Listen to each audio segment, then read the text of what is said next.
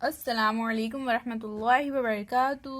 بچوں، آج ہم پڑھیں گے ماحولیات حصہ دوم، سبق نمبر 15، ایک بے مثال جشن۔ رسم تاج پوشی کیوں منائی گئی؟ رائے ریشور کے مندر میں شیواجی نے سوراج قائم کرنے کا عہد کیا تھا۔ سوراج کے قیام میں انہیں کئی مشکلات کا سامنا کرنا پڑا، لیکن انہوں نے بڑی بہادری اور چالاکی سے تمام مشکلات پر قابو پا لیا۔ سوراج کے لیے باجی پربھو، مرار باجی اور تاناجی وغیرہ سرداروں نے اپنی جانیں قربان کی۔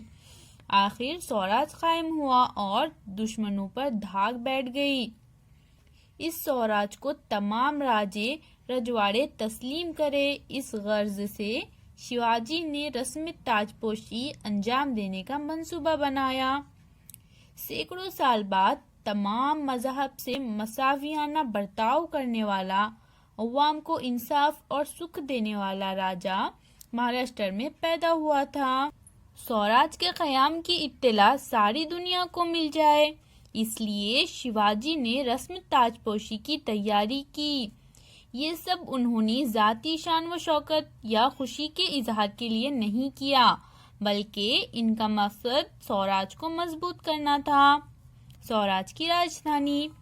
شیواجی نے راجدھانی کے لیے رائے گڑھ کا انتخاب کیا۔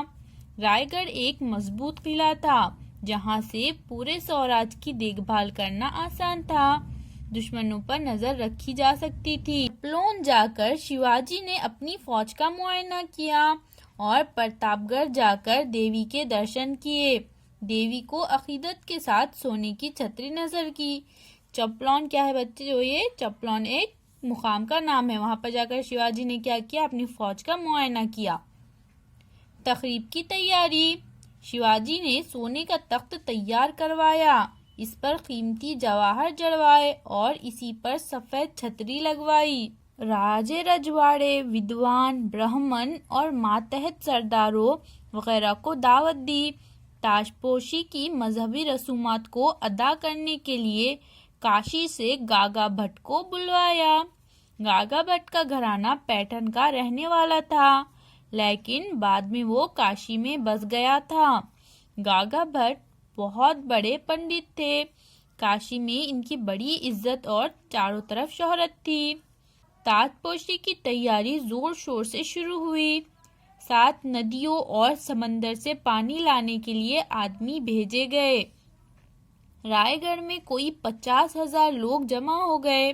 ان کے لیے جگہ جگہ خیمے، ڈیرے اور شامیانے لگوائے گئے۔ تو بچوں، اس کے آگے کا سبق اب ہم اگلی ویڈیو میں پڑھیں گے۔ اللہ حافظ۔